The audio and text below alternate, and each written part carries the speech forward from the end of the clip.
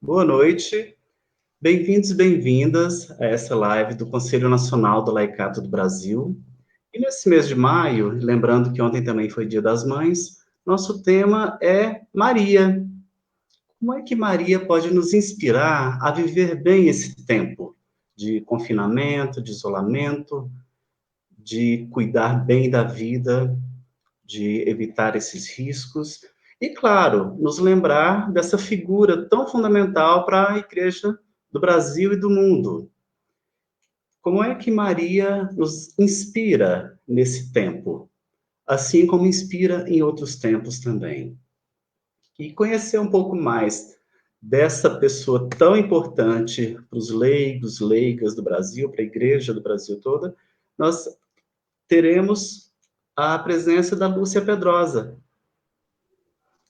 e que é uma teóloga, mas ela também vai falar um pouco mais dela. Lúcia, diz um pouco para a gente quem é você, ajude-nos a conhecer você mais. Éder, bom, boa noite, né, para todo mundo. Muito bom estar aqui, rever vocês, embora sem vê-los. Eu sou Lúcia Pedrosa e sou professora da PUC do Rio de Janeiro e faço parte da instituição teresiana, não é, que é um grupo associado do Conselho de Leigos. Já estive em várias reuniões do Conselho de Leigos, com muita alegria, e hoje, nesta noite, com alegria, estou aqui para falar de um tema tão bonito, fascinante, inspirador, que é Maria, nesse mês de maio. Sou professora de teologia no Departamento de Teologia da PUC do Rio de Janeiro.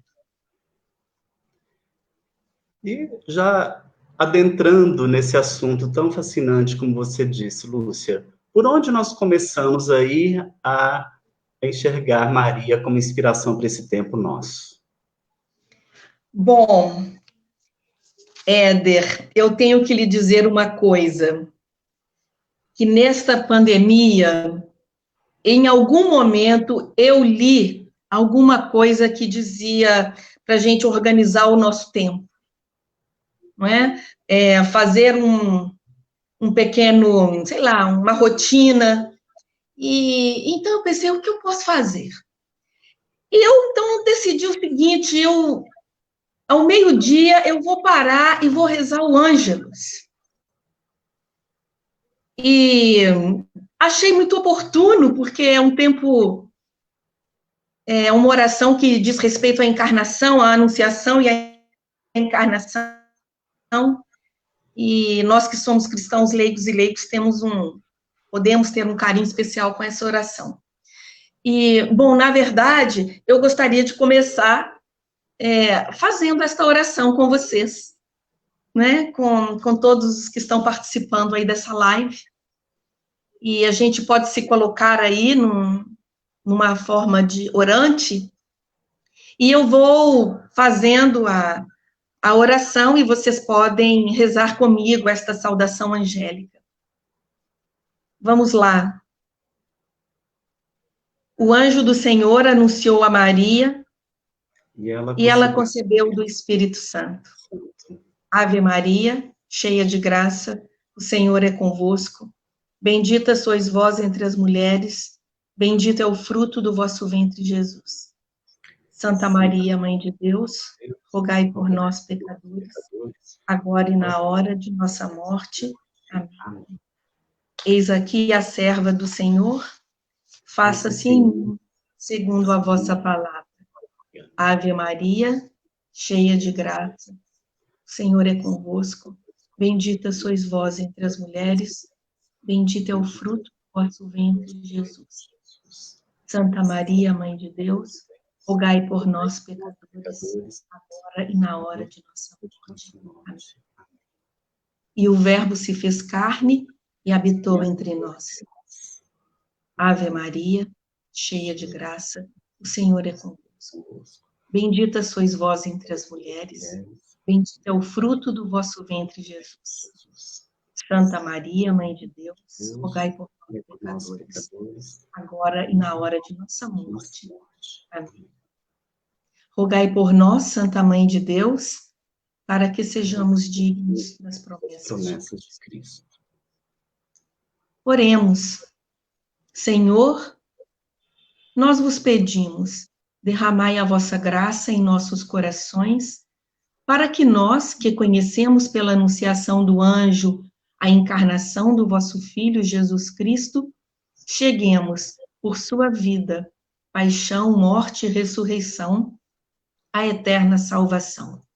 Pelo mesmo Cristo, nosso Senhor. Amém. Amém.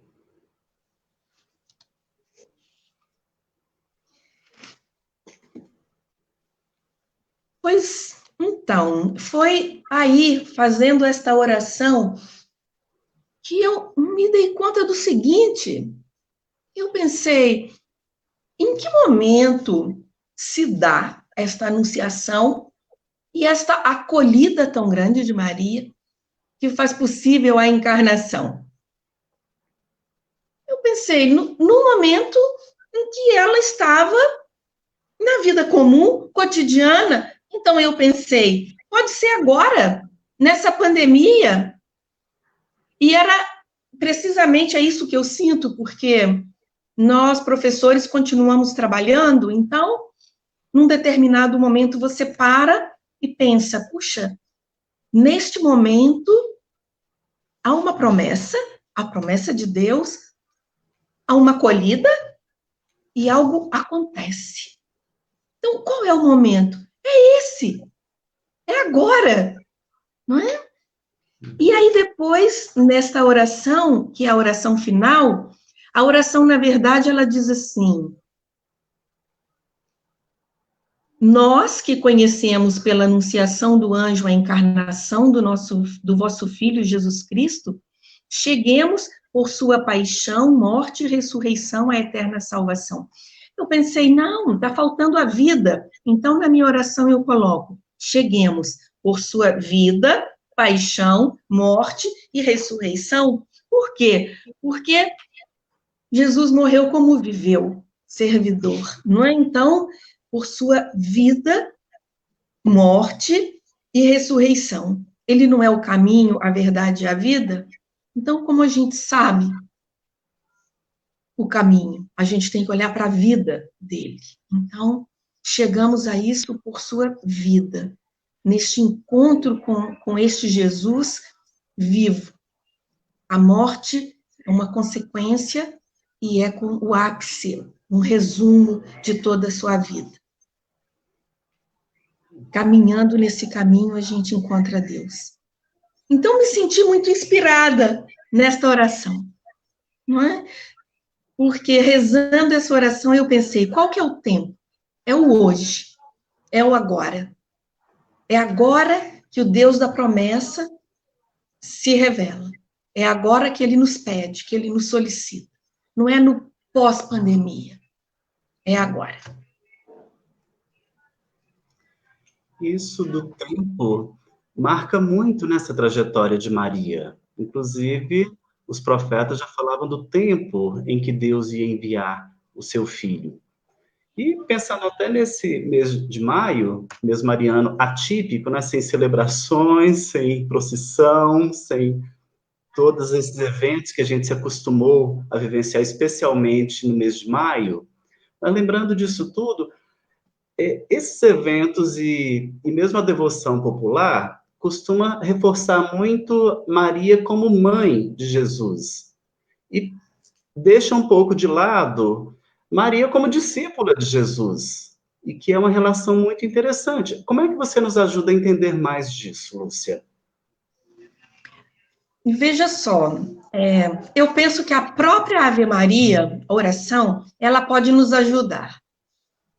Na primeira parte, a gente repete a saudação do anjo, um pouco a mistura, não é? Da saudação do anjo e a saudação de Isabel. Então, a gente começa, Ave Maria. E a gente se lembra, faz a memória daquela mulher, daquela jovenzinha, que que ouviu, não é? E que disse o sim, é a memória da Maria dos Evangelhos.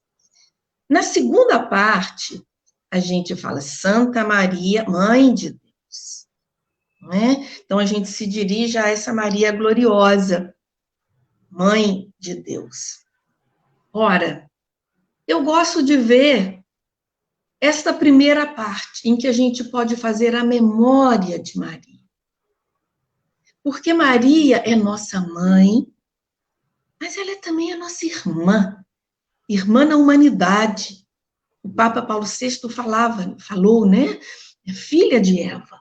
Então, ela é nossa irmã na humanidade. Portanto, olhar e contemplar a Maria dos Evangelhos, aquela Maria que ouviu o anjo, ou seja, a voz do Senhor dentro de si, e que pôde visitar a Isabel e conversar com ela naquele diálogo, essa é uma Maria bonita da gente contemplar no mês de maio. A gente pode pensar como que o Espírito se revela, como ele é acolhido na nossa vida. Então, a gente pode olhar para ela, como você falou, não é? Essa Maria que foi discípula, porque sua vida foi um sim continuado.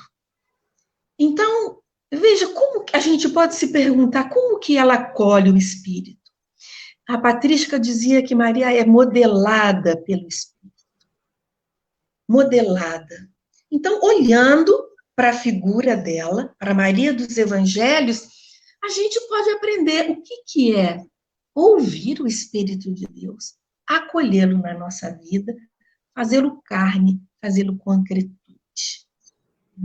Maria, ela é nossa irmã, no sentido de ser irmã daqueles que acolhem o Evangelho no empenho pela vida vinda do Reino. Nós queremos acolher o Evangelho. Ela é nossa irmã neste empenho. No início, neste texto que a gente refletiu, rezou, a gente vê uma força de um sim. Um sim que se dá numa liberdade muito grande. Então, essa Maria, ela soube ouvir a voz do anjo, é uma voz interna que lhe traz uma missão, é uma missão um modo profético, que ele vem de uma forma profética, e ela fala, ela diz, ela responde, nem sem antes perguntar como vai ser isso, não é? Ou seja, ela não se autocensura nas suas perguntas. Então, ela traz, a gente vê que o Espírito molda uma resposta forte, uma resposta decidida. O Papa Francisco fala que no sim dela, a gente pode ver que Maria não comprou um seguro de vida. Não tinha nenhuma garantia. A garantia era o Espírito, não é? O Espírito traz também um movimento.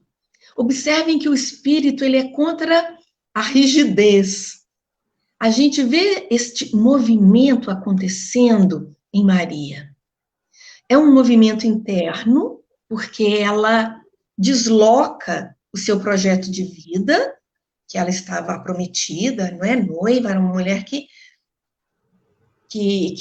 tem um caminho, que vê o seu caminho aprofundado. Então, ela precisa, isso significa um deslocamento mental. Suscita também um deslocamento de saída, porque justo após a resposta, os evangelhos dizem que ela rapidamente se dirige para visitar a sua prima. Então, vejam, é um deslocamento interno, de uma novidade, de uma promessa, e é um deslocamento externo, que faz sair em direção a um serviço concreto. Portanto, o Espírito suscita deslocamentos, suscita um serviço concreto, uma saída, um deixar essas fronteiras conhecidas.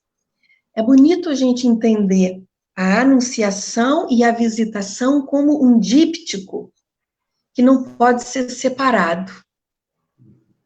É Maria na anunciação, no seu sim, e Maria colocando o seu sim em ato no serviço. Então vamos lá. O espírito dá força, liberdade, movimento. O espírito também ensina o que dizer, né? O sim é inspirado, o Magnífica. Puxa, o Magnífica mostra esse vínculo com Deus, esse vínculo de Maria com seu povo. A gente fala que Maria é silenciosa, mas meu amigo, minha amiga, quando ela fala, é uma palavra qualificada. É qualificada pelo Espírito, neste cântico de louvor que é o Magnífica, cantado, não é? A minha irmã me deu um CD só com Magnífica, uma beleza. Eu tenho uma irmã que é cantora, ela é soprano, é musicista, é professora da UFMG, um CD só com Magnífica. Na verdade, é magnífico. O Espírito ensina o que dizer. O Espírito... Oi, Éder, você ia falar alguma coisa? Na sua fala, eu me lembrei, ainda antes de ir para o Magnífica, voltando lá na Anunciação, no Ângelus, eu gosto muito da versão daquela tradução da Bíblia na linguagem de hoje, porque bota a gente para desconstruir alguns esquemas. Por exemplo, faça-se em mim segundo a sua palavra. É tão automático a gente dizer isso que a gente não entende a profundidade disso. Não costuma reconhecer Maria como peregrina na fé e irmã de caminhada, né? Não entende, não tem seguro de vida, como você falou, mas acolhe e vai. E a resposta dela nessa tradução, eu acho lindíssima, que é: eu sou uma serva de Deus, que aconteça comigo o que o Senhor acabou de me dizer. É bem isso que você fala, não tem seguro de vida, não tem certeza, não tem garantia, mas... Não tem garantia. Isso. E o interessante, Éder, é que quando você diz que se sentiu interpelado pela tradução, observe, acho que deve ter sido um movimento do espírito. Por quê? Porque ele provocou um deslocamento na sua compreensão, não é? No sentimento. Isso é um deslocamento do lugar comum para uma nova compreensão, uma compreensão mais profunda. E aí a gente já entra, continuando a história, que de fato o Espírito faz ver de uma forma mais profunda. Imaginemos, vamos nos colocar no lugar de Maria, olhando o menino naquela manjedoura, naquele lugar simples, sem ninguém, um menino em cima de um coxo, não é? Onde os animais comiam, onde era posto feno. Ali ela coloca, ela aconchega em alguns trapinhos. Jesus, o que será que passava na cabeça dela, não é? E que ela vai dizer que ali, naquele menino, na manjedoura, é o cumprimento de uma promessa? Vejam que há aí um descompasso, não é? É o Espírito que faz ver a realidade numa profundidade mais profunda, o cumprimento das promessas desde Abraão. Por isso Maria teve que guardar silêncio. Vejam que o Evangelho de Lucas coloca Maria 2 vezes guardando silêncio. Os 2 momentos que eram misteriosos para ela. O primeiro é quando os pastores chegam dando graças e glória a Deus diante do que eles estão vendo. E o segundo momento é quando eles perdem Jesus no templo e quando eles encontram, depois daquela resposta desconcertante de Jesus, ele retorna e Maria guardava todos esses acontecimentos em seu coração. Portanto, Maria teve que guardar o silêncio para compreender depois algumas coisas. Isso também é do Espírito. Eu tenho uma amiga, Márcia Terezinha Miné, ela é professora da Deoniana, professora de Mariologia, coordena o curso de Mariologia da Deoniana com a Academia Marial de Aparecida. Ela escreveu um livrinho pequenininho chamado O Silêncio de Maria. É muito bonito o livro, está muito bem editado pela Academia Marial e a editora Santuário. Ela diz que o silêncio de Maria não é estéril. Ele é rico em revelações, prodigioso em encontros. Então, vejam, um silêncio que provoca encontros. Por quê? Porque o silêncio e a palavra se fecundam. Não é um silêncio de quem não tem nada a dizer. Porque se há alguém que tem muito a dizer é ela. Nós vimos isso no Sim, vimos isso no Magnífico. Ela também tem um silêncio e um silêncio fecundo. Quando não entendia, né, ela vai guardar no coração até o momento oportuno. O Papa Francisco, na exortação Christus Vivit, ele nos diz que Maria é uma jovenzinha com os olhos iluminados pelo Espírito. Os olhos iluminados pelo Espírito capacitam a visão, mas não qualquer visão, uma nova visão, a visão da profundidade dos acontecimentos, do sentido dos acontecimentos. E é esta visão que vai permanecer na vida de Maria. Maria é conduzida pelo Espírito, deixa-se conduzir, faz-se discípula do seu filho. É um passo a mais nessa peregrinação da fé. O Evangelho de Lucas é o único evangelista que nos coloca Maria, aquela passagem tão interessante em que uma mulher se aproxima de Jesus e diz: bem-aventurados, vejam, uma bem-aventurança, bem-aventurado o ventre que te gerou, os seios que te amamentaram. E Jesus responde com uma outra bem-aventurança, uma bem-aventurança maior. Ele vai responder: bem-aventurados antes os que escutam a palavra de Deus e a põem em prática. Né? Portanto, Maria, a grande bem-aventurança de Maria é ouvir e colocar em prática as palavras de Jesus. É aquilo que você falava da discípula, esse aspecto do discipulado que é tão ressaltado no documento de Aparecida. Também nas bodas de Caná. O que nós vemos nas bodas de Caná? É Maria falando para todos, né, para os serventes: fazei o que ele vos disser. Na verdade, ela está convidando-os a fazerem o que ela fez. Ela está convidando-os a terem a mesma atitude dela. Essa atitude de acolhida concreta de uma palavra que gera algo novo. Jesus. O Espírito conduz Maria. Né? Podemos pensar agora no momento da cruz. O momento da cruz é um novo sim, é um sim feito na esperança. Né? Maria espera contra toda a esperança.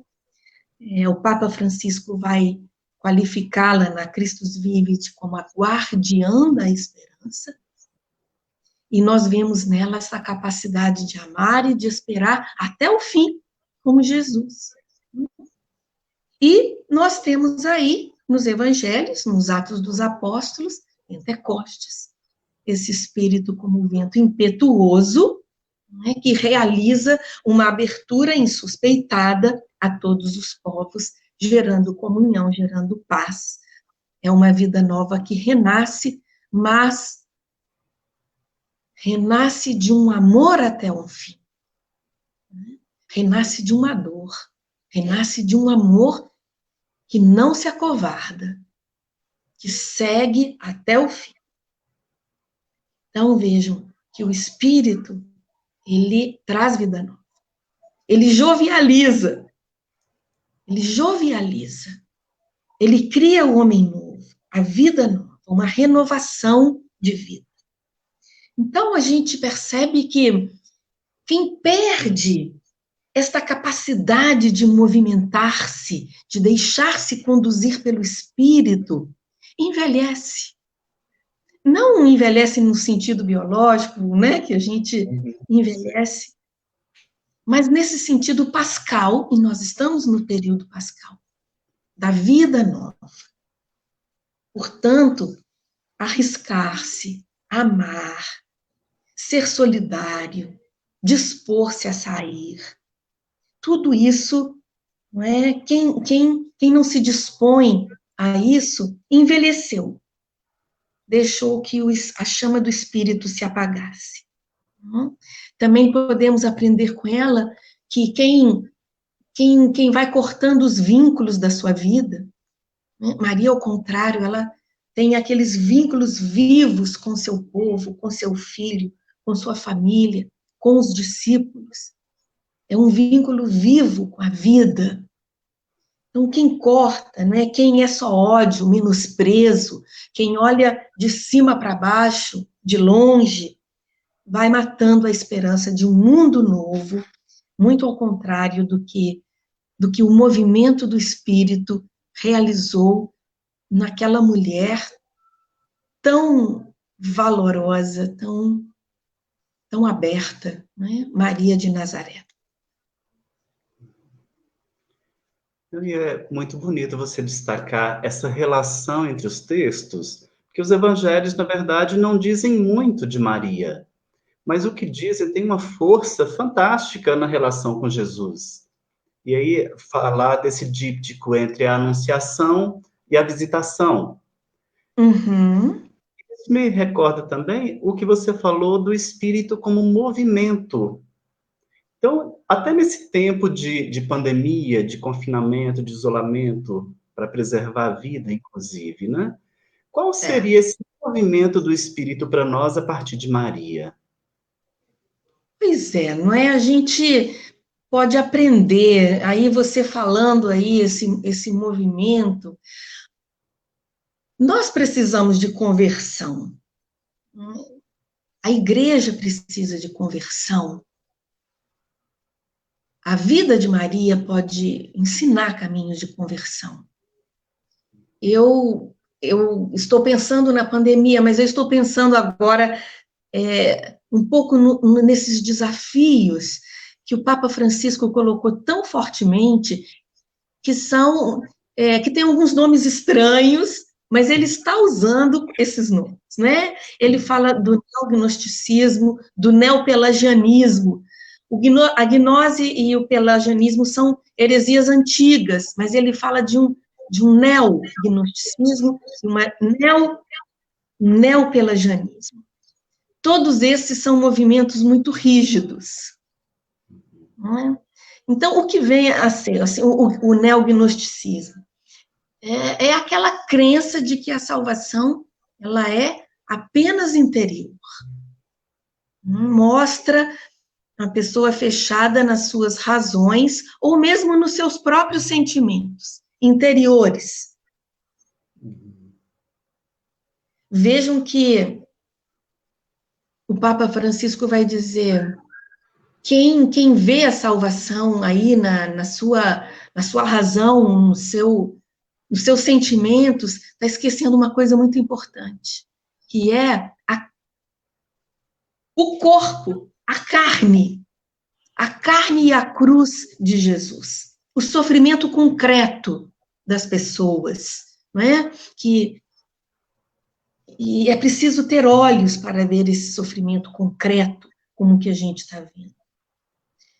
O neopelagianismo, também essa heresia antiga, mas é o neopelagianismo, o Papa diz, são aqueles que confiam nas suas próprias forças ou nas estruturas para se salvar.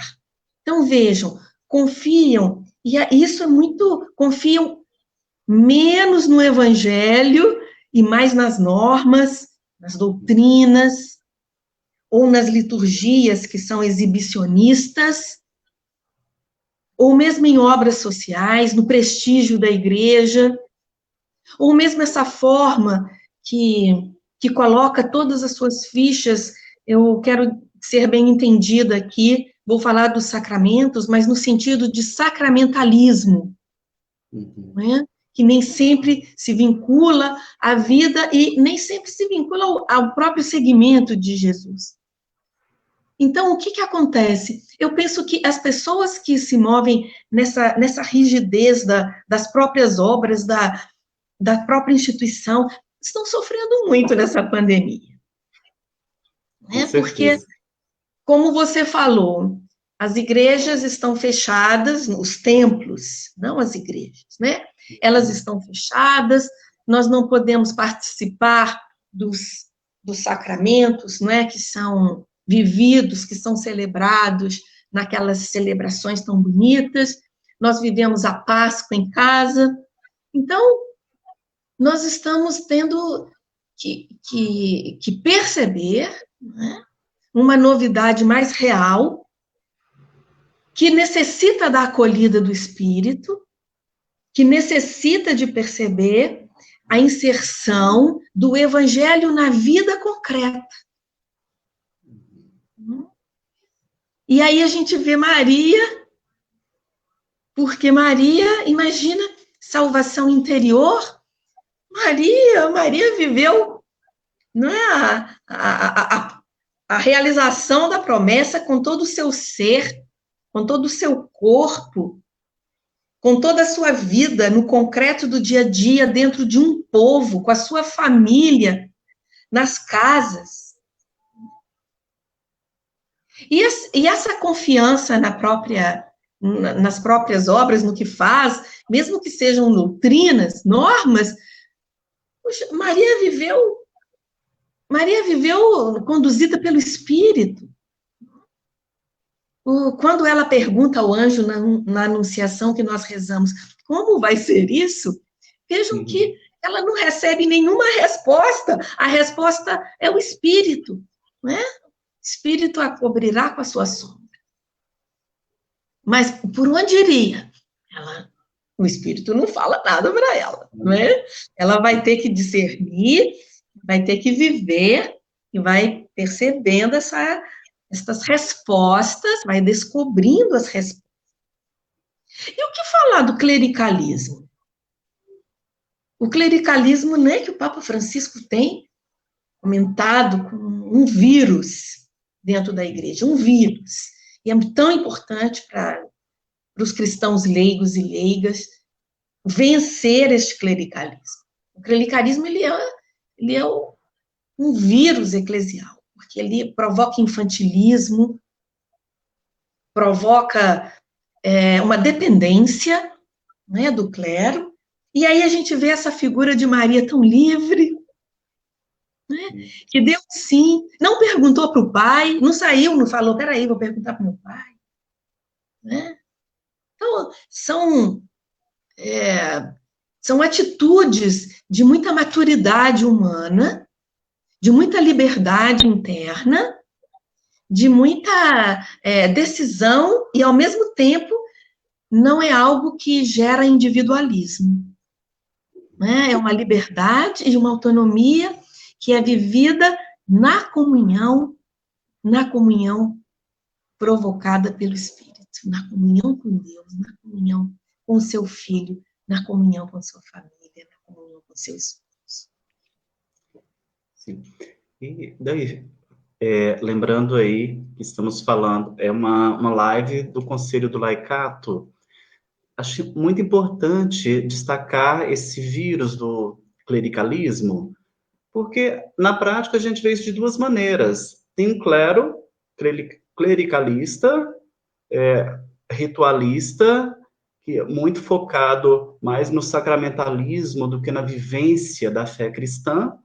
E, por outro lado, leigos e leigas também que não dão conta de dar esse passo de se assumirem sujeitos eclesiais e que também acaba se escorando no clericalismo para não provocar essas mudanças que o próprio Espírito sopra, né? Inspira. Então, Maria nos ajuda muito a perceber isso também, né? Quando você fala, não, ela não pediu permissão para o pai, ela não pediu permissão para ninguém, foi livre para aceitar o que Deus estava pedindo dela. Isso é muito desafiador para a gente hoje. Isso é muito revolucionário, não é? Revolucionário. Claro. Veja só, tem um livro que eu até trouxe aqui, porque eu falei que se surgisse essa pergunta, essa oportunidade, eu vou falar dele. Tem um título bem interessante, esse livro aqui, ó, Uma Leiga Chamada Maria. Ele foi publicado, organizado, é fruto de um congresso, o Congresso Mariológico, que acontece cada ano em Aparecida do Norte, é promovido pela Academia Marial de Aparecida e pela Faculdade Deoniana. E é interessante, quero explorar o próprio título, não é? Uma leiga chamada Maria. Essa ideia de Maria como leiga é trazido no documento 105 sobre os leigos, cristãos leigos e leigas, que saiu, né, no ano 2018, teve todo o ano do laicato, e descobrir Maria como leiga e afirmá-la, não é, como leiga, ou seja, como sujeito dentro do seu tempo, não é? Uma pessoa que tinha autonomia, autorreflexão, que se autopensava, e se autopensava em relação a Deus, capaz de tomar decisões, capaz de assumir, não é, responsabilidades, até o fim, sem comprar um seguro de vida, uma mulher capaz de amar. Tudo isso é inspiração para que o leigo se redescubra enquanto sujeito.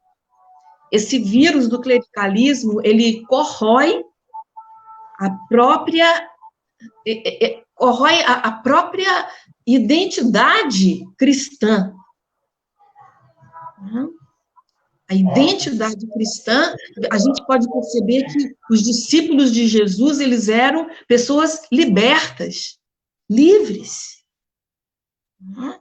Isso não quer dizer que tinham uma independência no sentido de desprezo com relação às instituições, etc. Mas é uma autonomia que se dá numa relação, mas uma relação em que todos têm igual dignidade. A mesma dignidade que tem o Papa Francisco, vou colocá-lo como exemplo, porque ele vai dizer que o meu maior bem, Papa Francisco, é ser batizado, né? O Papa Francisco fala isso, esse meu primeiro bem é ser batizado.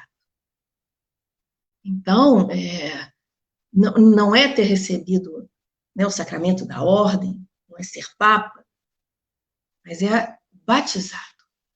Esta é a dignidade comum de todos, né? E todos nós podemos ter essa experiência, fazê-la internamente e fazê-la em nossas relações eclesiais, essa experiência de sair do nosso batismo assumindo e pensando, eu estou enxertado em Cristo. E o que eu faço por este povo de Deus, eu não faço porque um clérigo me pediu, né? Mas porque é o que eu sinto que devo fazer. E aí está aberto um caminho de mais criatividade, de mais afirmação como sujeito, de menos infantilismo, que está sempre perguntando, não é? Não sei se eu vou me lembrar bem, estou me lembrando do Papa Francisco. Ele falou para algum desses movimentos em Roma, e falou assim, quer saber, vocês têm que aprender a realizar as coisas, mesmo que depois tenha que pedir desculpas, e não pedir permissão antes, para depois não ter nem do que pedir desculpas depois. Maria, assim, a resgatá-la neste seu ser sujeito, muito, muito bom, não é? Para os cristãos leigos e leigas vencerem, darem um passo, vencer também essa fé infantil que faz de Deus um mágico, né? Um mágico que vai curar a pandemia, que vai acabar com o vírus, ou que vai fazer... A gente sabe que, pela própria lógica da encarnação, que nós rezamos, a lógica da encarnação não é a lógica da mágica. A lógica da encarnação é a lógica da acolhida de um espírito que move criativamente, que gera liberdade, que gera decisões, que gera atos responsáveis. Responsáveis quer dizer que nós possamos responder uns pelos outros nesse tempo de pandemia. Não é? Você até já abordou, começou a responder uma das perguntas aqui no chat, que é, o que mais você destacaria para aprender de Maria nesse momento de pandemia? Ótimo. Vejam só, tem algo que me preocupa muito, eu quero falar da Leci. Leci, não sei, há muitas coisas, eu tenho percebido, por exemplo, um movimento de aporofobia, de rechaço aos pobres, até mesmo no meio desta pandemia, né? Ouvi algum empresário conhecido dizendo que a pandemia já deixou as elites, agora ela está com os países pobres e com os pobres. Então, ela vai deixando de ser problemas. O que é isso, né? Para o cristianismo. O que é isso diante da humilhada de Deus? Não é? Que assume, e para um Cristo que assume as nossas dores. Então, eu penso que é algo que a gente tem que aprender a rechaçar de muitas formas. Sabe que nesta pandemia, eu já passei por momentos diferentes. No primeiro momento, eu penso que eu estava até mais otimista, porque eu pensei assim, quem sabe esta pandemia vai fazer despertar este sentimento de solidariedade universal, não é? De compromisso universal. Quem sabe esta pandemia que visibiliza as desigualdades tão grandes pode ajudar a economia a caminhar de uma outra forma, com mais compromisso, com o desfrute dos bens, não é? Por todos. Quem sabe essa pandemia que está mostrando as diferenças dentro do próprio sistema de saúde, o sistema de saúde público, sucateado em muitos lugares, quem sabe ela pode caminhar para uma outra forma de se pensar. Quem sabe ela pode fazer ver como que nós estamos destruindo a biodiversidade do planeta e proporcionando, até mesmo proporcionando uma formação mais rápida, um aparecimento mais rápido desse vírus devido a essa crise socioambiental tão forte e determinante que nós estamos vivendo. Quem sabe esta pandemia pode nos ajudar a dar mais sentido à vida. Quem sabe essa pandemia pode ajudar-nos a pensar um mundo novo, novos conhecimentos. Eu penso que tudo isso é possível, não é? Mas, às vezes, a gente desanima quando a gente vê essa realidade tão dura, esse lado sombrio, né, com a morte tão próxima, este desgoverno que nós estamos vivendo, este momento eu moro no Rio, então nós também estamos vendo aqui um isolamento baixíssimo, não é? 40% de isolamento, né? Com essa orientação desgovernada também que influencia, essa orientação perversa, não é? Contra a vida que a gente vê por parte de quem nos governa e que deveria cuidar.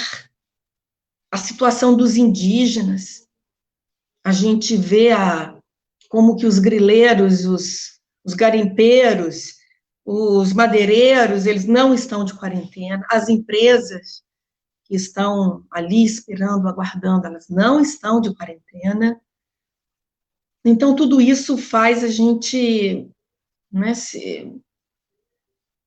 pesar, não é? Pesar o nosso otimismo com o realismo para pensar o espírito por onde ele está movimentando. Não? E eu penso, não sei, o novo, ele, claro, ele vai estar no pós-pandemia, mas essa pós-pandemia começa aqui. Esse é o Kairos. Este é o momento. Como no Ângelus, né? Ali, com Maria, no momento, e a nossa oração, ou essa consciência que a oração nos traz, de que o Kairos, o tempo de Deus, é hoje, é durante a pandemia. Então, eu penso que algo interessante é que cada um se pergunte qual que é o meu movimento interno, como Maria teve, e qual que é o movimento externo. O movimento interno, ou seja, que intuições, que deslocamento, que olhar, pode ser de mentalidade política, não é que a pandemia pode mostrar uma outra mentalidade política mais comprometida com a vida, pode deslocar algo de compaixão, deslocar a compaixão para com os desamparados, pode criar novas afinidades sociais. E também a gente pode, pensando nesse díptico mariano da anunciação, do deslocamento interno e da visitação, que é um deslocamento externo, também que nós possamos nos perguntar qual a solidariedade, porque a gente não pode sair, como Maria, né? Dependendo, né, da situação, isso se torna impossível ou inviável, mas qual a solidariedade concreta que é possível agora, né? E aí a gente pode ver tantas, né? Eu acho que aí cada um pode ver esses milhares de voluntários da solidariedade. Eu vejo aqui no Brasil uma coisa muito bonita. Me chamou muita atenção os voluntários nos Estados Unidos, que eram milhares, não é? Mas os voluntários nos Estados Unidos, eles tinham tudo, né? Eles tinham máscara, eles tinham toda a proteção possível. E os voluntários aqui no Brasil não têm essa proteção possível, porque se contassem com essa proteção possível, seria multiplicada por né, exponencialmente. Mas os voluntários que nós temos nas comunidades, nos bairros, nos edifícios, é uma coisa impressionante. Isso é impressionante. E que essa quarentena não nos envelheça, não é? Não deixe apagar o espírito. E tem várias outras coisas que me vêm à mente agora. Mas, Éder? Até tem duas perguntas aqui, duas até muito parecidas, e depois uma outra, vou dividir aqui, que tem a ver com a devoção. Aí a pergunta, como é que a gente pode ser devoto hoje? E uma outra complementar, por que alguns devotos de Maria têm tanta dificuldade de praticar o evangelho?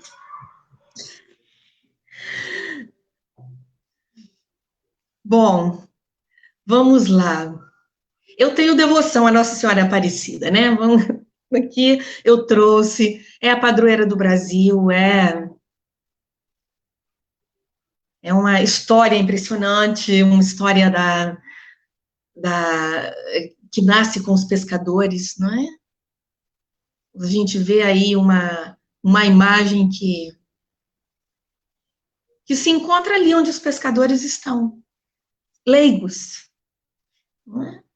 É ali pescando, ou seja, exercendo seu trabalho, que aqueles 3 pescadores, um trabalho sob pressão, que eles têm que pescar, não é? Por conta das exigências que são dadas a ele pelo próprio império, né, pelo conde, para receber o conde de Assumar. Então, é ali que ela se faz presente, é ali que ela se faz um sinal do amor e da presença de Deus naquelas pessoas tão simples, e é uma devoção que vai crescendo e que vai aprofundando e fazendo raízes muito fortes em todo o Brasil. Então, é muito importante levar muito a sério a devoção. Agora, vamos pensar, não é? Primeiro, vamos pensar em sentido positivo da devoção como entrega. E vamos pensar no sentido negativo do devocionismo. A Maria dos Evangelhos fica muito escondida da Maria Gloriosa. Essa primeira parte, que é evangélica, da Ave Maria, né, cheia de graça, que é dita pelo anjo, que é sentida, escutada no interior daquela jovenzinha, tão jovem, 14 anos teria. Ou aquela saudação de Isabel. A gente perde os contextos, não é? Então, algo que tem que ser muito valorizado e revalorizado é a Maria dos Evangelhos. Senão a gente fica só com a segunda parte da Ave Maria. Santa Maria, Mãe de Deus, rogai por nós. E a gente se esquece que ela é a Mãe de Deus. Né? Esta que nós a invocamos e que está glorificada, assunta glorificada no céu, precisamente porque acolheu na sua vida, com seu corpo, de forma concreta, em meio a obscuridades, nem tudo foi luz, acolheu esse espírito, fez-se discípula de Jesus, ouviu seu filho e colocou em prática o que ele ensinou. E é por isso que ela é glorificada. Por isso, ela é rainha dos apóstolos, né? Ela é a mãe de Deus. Ela é tudo isso. A graça nela foi tanta. E sua resposta tão perfeita. Que por isso ela está no céu. Então, a gente tem que aprender, e todos nós, como cristãos leigos e leigas, como pessoas de igreja, de comunidade, teólogos, teólogas, a gente tem a obrigação de fazer brilhar esta Maria dos Evangelhos e interrelacionar esta Maria dos Evangelhos com a Maria glorificada. Tirá-la do andor. Não apenas ficar pedindo ou acendendo as velas, mas acrescentar a essa devoção, que é muito sentida, é muito bonita, é de muita confiança, mas ela tem que ser complementada, deve ser complementada com esta nossa irmã. Né? Ela é nossa irmã na humanidade. E a forma como ela viveu a fé, a esperança, o amor concreto, o serviço, isso faz parte da devoção mariana. É muito necessário dar um passo. Essa devoção apenas da glória e do pedir, ela tem causas, né? Isso não é desconhecido para nós, a forma de catolicismo em que os cristãos leigos são pouco sujeitos, não nos dá olhos para ver Maria como sujeito, né? Nossa Senhora Aparecida como sujeito, no seu tempo, como mulher, né? Como pessoa importante naquela família, naquele clã, naqueles discípulos, na vida de Jesus para a nossa vida, né? E por isso ela é importante no hoje da nossa vida. A graça de Deus foi muito grande, e essa graça de Deus foi acolhida, fazendo dela uma subjetividade aberta. É isso que quer dizer a Imaculada Conceição. O Jean-Yves Leloup, se não me engano, é o Jean-Yves Leloup que diz, né, que ao longo da história da salvação, muita gente recebeu o Espírito na cabeça, nas mãos, nos pés, mas no ventre foi só Maria, que é uma dimensão de corporeidade muito bonita, né? Muito. E aí tem a ver com, acho que você já começou a responder essa pergunta aqui, que reforçando a importância de redescobrirmos a Maria dos Evangelhos, mas a pergunta é especificamente sobre as discípulas, né? Como Maria pode ser inspiradora para as mulheres católicas que buscam ocupar seu espaço nas decisões da nossa igreja? Acho que você já começou a falar disso, mas acho que poderia desenvolver mais um pouco. Há uma forma muito ruim de compreender Maria como a silenciosa passiva. Isto não é verdade, os evangelhos nos mostram Maria como sujeito. Se fosse o silêncio da passividade no sentido do deixar-se não buscar a sua palavra, não é? Ela não teria alçado o Magnificat. Então, a questão do silêncio é muito importante de ser compreendida. É muito importante ver Maria nesta complexidade humana, antropológica, né, em que o silêncio se faz uma riqueza de busca. O silêncio de Maria nos mostra Maria como uma buscadora, porque ele é um silêncio inquieto. E então, à medida em que se desfaz este estereótipo da Maria que, entre aspas, conhece o seu lugar, e o seu lugar é sem influenciar em nada, nós estamos jogando fora a riqueza evangélica que faz de Maria nossa verdadeira irmã no acolhimento do Espírito, né? Irmã daqueles que queremos construir o reino, ter uma palavra, ter um lugar, e ter um lugar de decisão, e ter um lugar que é nosso, que surpreendeu a própria Maria, não é? Quem sou eu? Não é? Isabel fala, quem sou eu que a mãe do meu Salvador me visite? E a Maria fala, como, não é? Todas as gerações me chamarão bem-aventuradas. A bem-aventurada é um louvor que Maria presta a Deus, porque ela afirma que Deus olha para o humilhado e olha para ressuscitá-lo, para trazer a vida nova, para fazer dele uma pessoa nova. Não é? E essa pessoa nova, nos nossos tempos, a gente tem que ver, não é? O que é ser mulher, o que é sermos mulheres que assumimos, primeiramente, né, como pessoas, como sujeito, capaz de decisões, capaz de levar adiante projetos, capaz de responder com amor, capaz de responder pelos outros. Cortar esses estereótipos, né, que vivem querendo nos manipular. Às vezes, até mesmo essa ideia de ser o cuidador, às vezes também traz uma manipulação, né?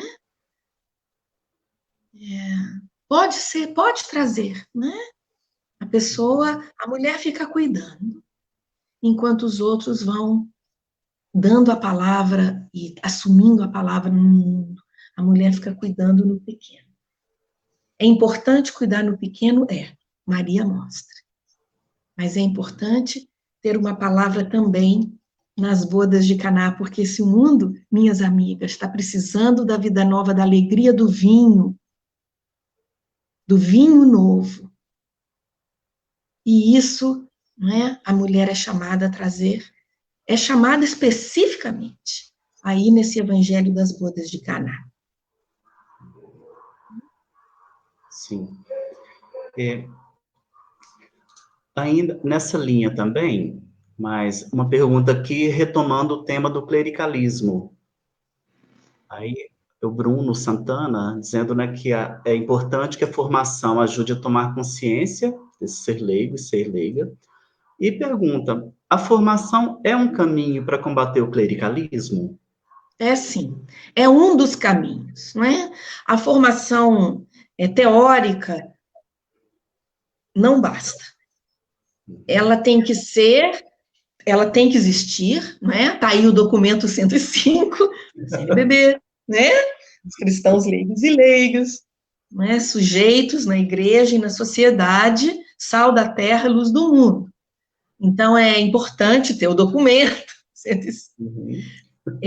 Ou seja, a produção de um conhecimento. E a formação, ela é importante. Mas o próprio documento fala, e nossa experiência diz, que essas teorias, elas têm que ser seguidas, elas têm que ser fecundadas pela prática. Então, nem que sejam pequenas incursões, pequenas decisões, pequenas participações que são necessárias. Não é a participação das mulheres em muitos ambientes, é muito pouco. No ambientes cidadãos, nos ambientes políticos, ainda é muito pouco, deixa muito a desejar, o preconceito é muito grande. Uhum. É muito grande.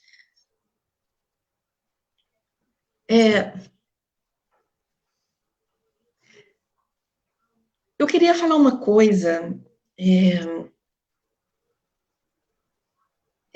Santa Teresa de Ávila, ela dizia que o nosso interior é como um castelo de cristal, de diamante. Uhum. E dentro deste castelo mora Deus, que é como o sol. Então, imaginem o sol dentro de um castelo de diamante. É uma imagem de muita luminosidade, né? De muita... É uma vocação otimista da pessoa humana, é uma vocação para brilhar, é uma vocação para caminhar na luz, porque é para isso que a luz serve, para fazer enxergar e fazer caminhar, e com isso agir concretamente. Eu penso que Maria é essa mulher da luz, né? Ela traz a luz do mundo, a gente vê isso naquele episódio ali, não é? No templo, na apresentação do templo. E ela buscou a luz. Quando os evangelhos nos falam que ela guardava no coração, penso que a gente pode concordar com o Rahner, um teólogo, que ele dizia que Maria também teve essa experiência de obscuridade, né? De não compreender naquele momento o que está acontecendo, mas depois compreende porque guardou no coração e deixou banhar pela luz do Espírito, que às vezes só com o tempo a gente compreende. Ela é uma mulher assim isso nessa pandemia é bem interessante, não é? Pensá-la como alguém que pode nos inspirar a ter a luz, porque a estação do Espírito, ela acontece no ventre, É interessante, bonito o que você falou, o Jean-Yves Le Loup, mas nós também podemos pensar, é também no ouvido, ouvindo a palavra, é também no olhar, sabendo, discernindo por onde caminhar, é também na boca, o que dizer, é também nos pés, para onde ir visitar sua prima Isabel, ir às bodas de Caná, sair com os discípulos, junto com o grupo dos discípulos, é também mãos, a mão que acolheu o filho, né? A mão que se crispou nos momentos de dor. Então, Maria, ela é esse ser humano, esta mulher, né, que pode nos ajudar que essa quarentena não nos envelheça, ao contrário, né, não apague a chama do Espírito, ao contrário, que ela nos recoloque no caminho desse Espírito de forma interna e de forma expansiva. Eu penso que nós temos aí muitos vínculos para cuidar, nós temos os nossos vínculos com a gente mesmo, nesse tempo de quarentena, em que a gente pensa muito, nós temos vínculos familiares para serem iluminados, não é fácil conviver, né? No mesmo teto, a família toda. Nós temos os vínculos com a natureza, que precisam ser restaurados de forma urgente. Nós temos os vínculos com a humanidade de forma especialíssima, os pobres e os desvalidos, né, os abandonados no meio dessa quarentena. A culpa, o problema não é o vírus. E eu acho que isso a sabedoria popular viu. Eu vi em algum lugar, Éder, não sei se alguém viu, as pessoas fazendo cookie, docinhos, na forma de vírus. Fazendo docinho de gente com a máscara. Com a máscara, docinhos para vender. Ou seja, o vírus, ele é nosso inimigo, mas atenção, ele não é o culpado, não é?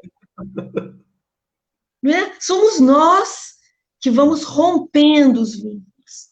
Ora, a guardiã da esperança é aquela que soube manter os vínculos pelo Espírito, os vínculos do amor. Né? Francisco falou, não é possível permanecer sempre saudável num mundo doente. O mundo doente é um mundo que está rompido nas suas relações.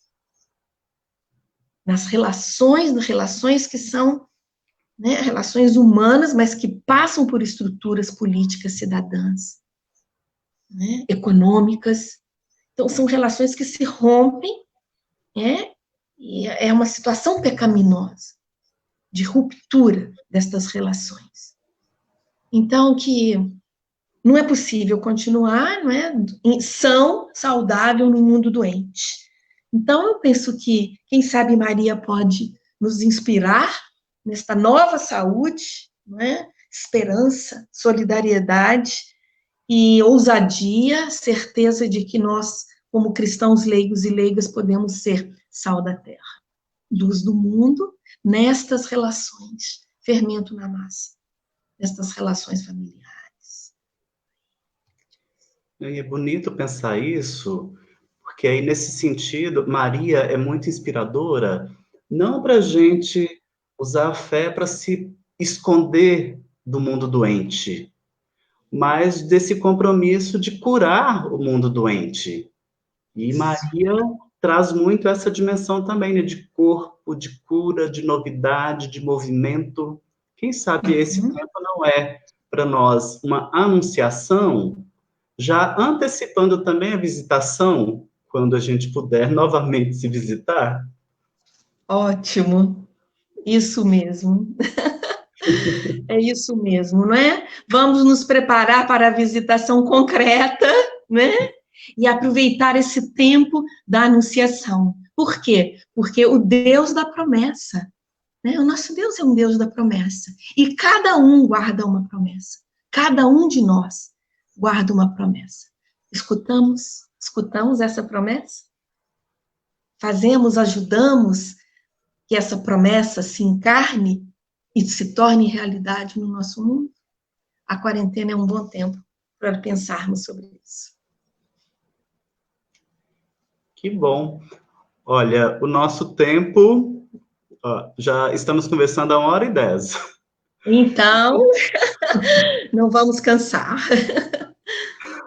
Lúcia, você acho que poderia também dizer algo mais aí para todos esses homens e mulheres que acompanharam, foram comentando.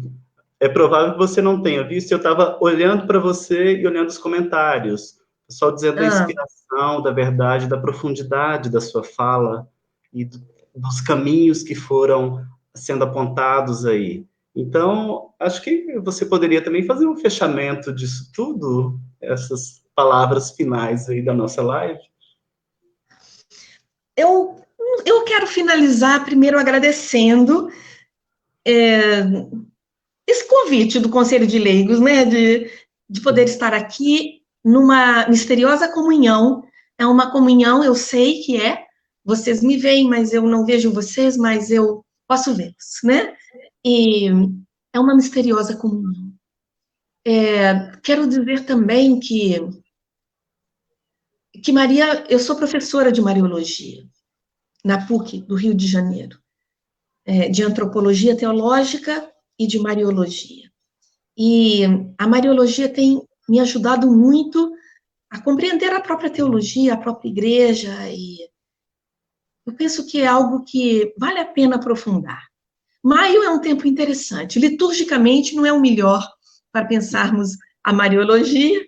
Maio, parece que liturgicamente a gente pode pensar mais no tempo do Natal, né?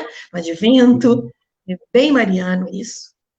Mas Maio ficou como um tempo que nos faz lembrar, Maria está bom, está bem, vamos viver isso. Então eu quero motivá-los, a cada um, a cada uma, a ver em Maria, mãe de Jesus, uma irmã que nos acompanha na construção desse reino. Espelhar-nos na sua vida e na sua história.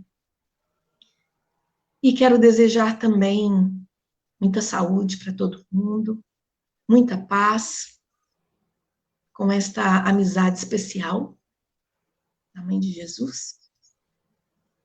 E que esta saúde, esta paz, também seja capaz de ser solidária, sempre, especialmente com os que estão sofrendo. Estamos rodeados de morte. Eu, pessoalmente, há pessoas muito próximas, né, que já conheceram situações muito difíceis, falecimentos e situações muito dramáticas, que, inspirados nestes vínculos marianos, que a gente possa aprofundar, fortalecer estes vínculos de solidariedade com os conhecidos, mas também com os desconhecidos, fazendo o que a gente possa. E foi muito bom conhecê-lo, Éder. Eu não o conheci. Lúcia, uma alegria. Uma alegria. E nesse tempo aí que estamos precisando de alegrias, o Espírito de Deus vai nos presenteando também, né? Isso é... Eu aqui com a Nossa Senhora e você com esse quadro lindo, que eu sei que foi você que pintou. De vez em quando a gente pinta. É uma inspiração. Aproveita a quarentena. Mas muito obrigado, Lúcia, pelo seu tempo, pelas palavras, pela experiência que transborda do que você fala. Não é só o que você fala, é o jeito como fala, é o jeito como inspira, e acho que isso traz muito de Maria também, né? Uhum. Não é só o sim, mas é o sim por inteiro. É o ouvir, é o sair, é o cuidar, é o silenciar. Eu acho que isso faz muita diferença e você fez isso, acho que de maneira muito enriquecedora para nós todos. E aí, em nome de todos os leigos e leigas, agradeço e acho que os caminhos que você aponta aí são inspiradores. Acho que foi muita luz aí nessa nossa live. Que bom, me alegro. Muito obrigada. É um desafio também para quem fala poder viver.